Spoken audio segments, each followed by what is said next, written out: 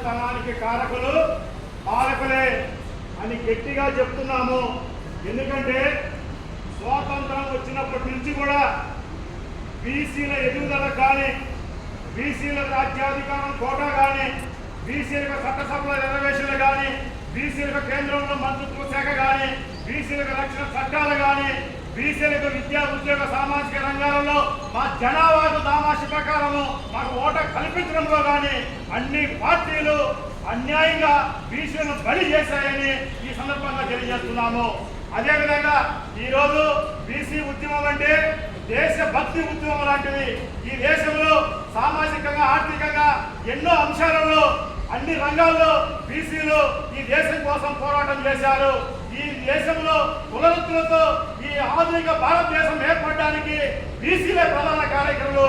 బీసీల యొక్క మేధా శక్తితో ఈ దేశం ప్రపంచంలోనే ఒక అత్యున్నతమైనటువంటి స్థానానికి చేరుకుంటుందంటే, చేరుకోబోతున్నామంటే కూడా దానికి ప్రధానమైనటువంటి శ్రామిక వర్గాలైనటువంటి, చేతి కులాలైనటువంటి, చేతి వృత్తులైనటువంటి బీసీ వర్గాలే.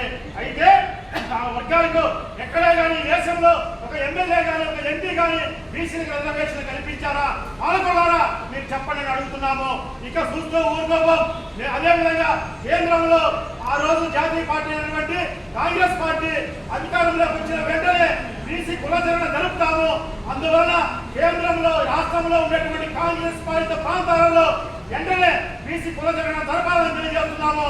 అందులో భాగంగా ఈరోజు రాష్ట్ర పరిపాలన చేస్తున్నటువంటి తెలంగాణ రాష్ట్రంలో కాంగ్రెస్ పార్టీ బీసీ కులగణన జరిపి స్థానిక సంస్థల రిజర్వేషన్లు కేటాయించి ఎన్నికలకు వెళ్ళాలని మేము కోరుకుంటున్నాము. అలా నేర్చు మా ప్రధానమైన డిమాండ్లను ప్రతి ఒక్కరిని కూడా చైతన్యపరిచి మా హక్కుల సాధన కోసం జాతీయ బీసీ చైతన్య సమితి నిరంతర పోరాటం చేస్తుందని ఈ సందర్భంగా తెలియజేస్తూ తెలంగాణ రాష్ట్రంలో పటిష్టమైన కమిటీలు నిర్మించి మా హక్కుల సాధన కోసం మేము వెళ్తున్నామని ఈ సందర్భంగా తెలియజేస్తున్నాము. బీసీ రమణ జాతీయ బీసీ చైతన్య సమితి రాష్ట్ర జాతీయ అధ్యక్షులు.